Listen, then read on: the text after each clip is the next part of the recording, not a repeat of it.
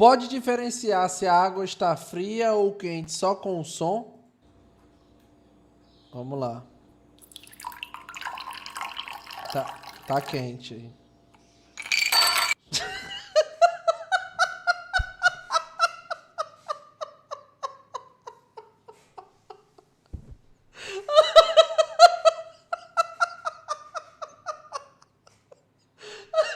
Eu não acredito nisso não, Charlie.